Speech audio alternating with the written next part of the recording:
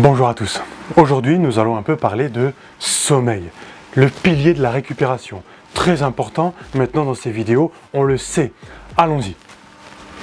Le sommeil est inné, mais il faut l'accompagner. C'est un peu philosophique, mais en gros, ça veut dire que on est programmé pour dormir.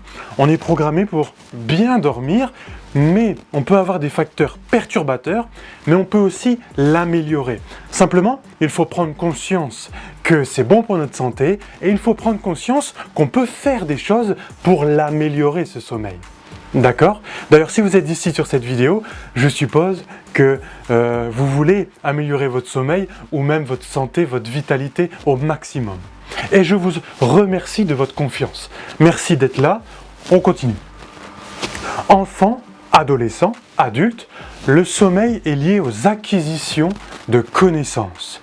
Et oui, parce que pendant le sommeil, on sait qu'on reprogramme toute notre journée et on revoit toute notre journée pour bien modéliser nos souvenirs. Nos souvenirs émotionnels, mais aussi nos souvenirs physiques.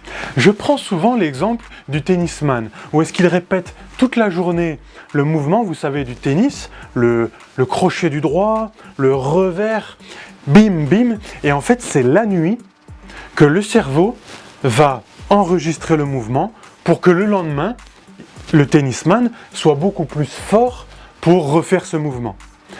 Mais l'acquisition de connaissances peut être aussi à l'école, par exemple, pour les adolescents et tout ça.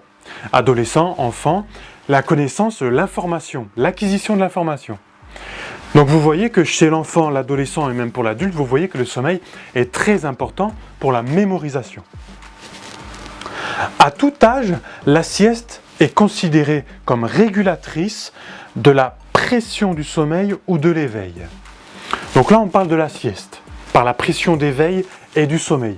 Qu'est-ce que c'est la pression d'éveil? Eh bien, c'est tous les facteurs qui vont nous permettre de nous réveiller le matin et d'être en forme pendant la journée. Et le soir, normalement, si on est en bonne santé et qu'on a un bon sommeil, il y a la pression du sommeil qui va nous rendre plus fatigués, qui va baisser la température de notre corps et qui va nous permettre de bien s'endormir. Donc la pression du sommeil, comment on peut bien l'acquérir? Par exemple, je fais de l'exercice physique pendant la journée, boum, boum, boum, boum, et bien le soir, je vais être beaucoup plus fatigué que si je n'ai pas fait d'exercice physique. Si je fais des exercices, on va dire psychologiques, mentaux, des exercices neurologiques, et bien au soir, je vais être aussi plus fatigué. Donc quand on fait des exercices comme ça au long de la journée, le soir, on va avoir tendance à être plus fatigué. Pareil, si on a fait un bon sommeil, si on a eu un bon sommeil pendant la nuit, le matin, normalement, on va avoir une bonne pression d'éveil. Mais alors, vous allez me dire, quel rapport avec la sieste? Eh bien, la sieste va nous permettre d'augmenter cette pression du sommeil pour avoir notamment une meilleure qualité de récupération. Chez les personnes qui dorment pas trop bien la nuit, donc ils ont une pression du sommeil légère. Eh bien, cette fameuse sieste peut nous aider à retrouver, à récupérer. Mais il faudra faire attention, car ça va augmenter la pression du sommeil. Donc il faut savoir jouer entre la pression d'éveil et de sommeil, et bien sûr, essayer de se régler pour avoir un sommeil régulé. Chez des personnes, la sieste ne va pas les empêcher de dormir le soir. Chez d'autres personnes, cette sieste va empêcher de dormir le soir. Donc il faut faire une introspection sur soi-même et découvrir si la sieste est bénéfique ou au contraire délétère. On va voir comment on peut augmenter notre pression du sommeil et augmenter notre qualité d'endormissement et aussi la qualité de la nuit, avoir un bon sommeil. Comment on va faire? On va se concentrer sur l'environnement. D'accord? L'environnement intérieur et extérieur. Tout type d'écran. Eh bien oui, le soir, tout type d'écran, que ce soit la tablette, la télévision, le portable, ça va forcément empêcher une bonne introduction au sommeil. Par la lumière, d'accord? C'est assez connu. Du coup, il est conseillé, au mieux, c'est 2 heures avant de s'endormir. On met des lumières tamisées. Ce qu'on peut faire aussi, c'est éloigner le fauteuil de la télévision. La télévision a des filtres anti-lumière bleue beaucoup plus efficace qu'avant. Les ordinateurs aussi, mais quoi qu'il arrive, l'ordinateur, on est beaucoup trop près de l'écran et ça active beaucoup trop les neurones de notre cerveau pour bien s'endormir. Mais la télé, oui, mais beaucoup moins. D'accord ? On peut aussi reculer le fauteuil. La chambre noire. Très important d'avoir une chambre noire pour bien dormir, pour plusieurs raisons, notamment la lumière. Dans nos yeux, la lumière nous réveille. Le manque de lumière va nous endormir. Mais si on a une fenêtre qui donne par exemple sur la rue avec un lampadaire et qu'on n'a pas un bon occulteur comme les rideaux ou un volet, si votre chambre n'est pas entièrement dans le noir, eh bien il existe un masque de nuit.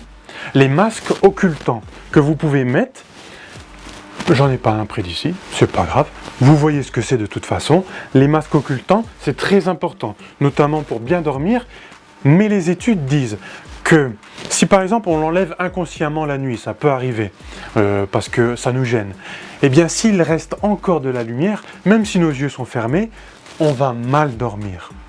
Ça va nous réveiller sans nous en rendre compte. Donc la nuit, si on a la lumière dans la chambre, même une petite diode, vous voyez, d'un appareil électrique ou même d'un réveil, vous voyez, à une époque, ils vendaient des réveils avec de la lumière dessus, là. Peut-être que vous en avez dans votre chambre. Ce n'est pas bon du tout. Bien sûr, peut-être que vous pouvez vous dire « Ah bah oui, moi je dors bien ». Dans ces cas-là, pas de souci. Mais si vous voulez optimiser votre sommeil au maximum, les lumières peuvent gêner. Et dans ces cas-là, vous avez peut-être le masque occultant de nuit. Dans l'environnement, on retrouve aussi le bruit. Bien oui, parce qu'après les yeux, on sait que le cerveau continue à écouter la nuit. Bien sûr, c'est beaucoup moindre. Le cerveau a d'autres occupations la nuit que d'écouter. Mais il laisse bien sûr l'oreille un petit peu éveillée parce que le seul but de notre corps, quoi qu'il arrive, que ce soit la journée ou la nuit, c'est de nous maintenir en vie.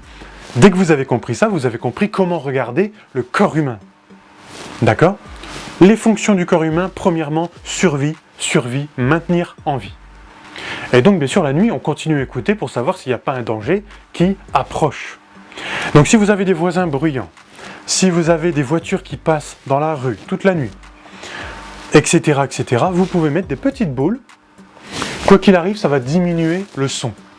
Alors, je vous laisse regarder. Il y a des petites boules qui permettent d'éviter les sons aigus, qui permettent d'éviter les sons graves. Souvent, c'est les sons graves qui nous embêtent. Et les deux. Donc, bien sûr, plus vous investissez dans de bonnes boules, au plus que vous allez avoir un sommeil de qualité. On parle toujours de l'environnement. Ensuite, il y a l'environnement intérieur. Psychologiquement, il y a des gens qui n'arrivent pas à lâcher prise. Ce n'est pas dû à l'activité physique qui peut perturber le sommeil, ce n'est pas dû aux exercices neurologiques, ce n'est pas dû à un stress psychologique qui peut nous empêcher de dormir. Non, c'est carrément qu'il y a des gens, ils sont très actifs au niveau du système nerveux sympathique. Donc le système nerveux sympathique, c'est genre on est en mouvement, on réfléchit beaucoup. Système nerveux parasympathique, si on réfléchit, on respire profondément. Et on est beaucoup plus calme. On l'appelle aussi le système nerveux parasympathique de la digestion. Parce que pour digérer, il faut être calme. Pour manger, il faut être calme. Et pour dormir, il faut être calme. Et les gens qui sont dans un système nerveux sympathique n'arrivent pas à se calmer, n'arrivent pas à lâcher prise. D'accord ? Lâcher prise. Mais quand est-ce qu'il faut remédier à ça? Ce n'est pas au moment où est-ce qu'on met sa tête sur l'oreiller, c'est un entraînement toute la journée. Quel entraînement? Se détendre, se relaxer, apprendre à se déconnecter. L'entraînement pendant la journée. Et pour ça, il y a des séances vacances. La respiration, le yoga, tout simplement le fait de se relaxer en s'allongeant. Niveau supérieur de la relaxation, on s'allonge et on visualise un événement positif ou en train d'être allongé sur la plage, peu importe, avec un paysage de rêve. Tout ça, ça s'appelle des séances vacances, ou alors la respiration.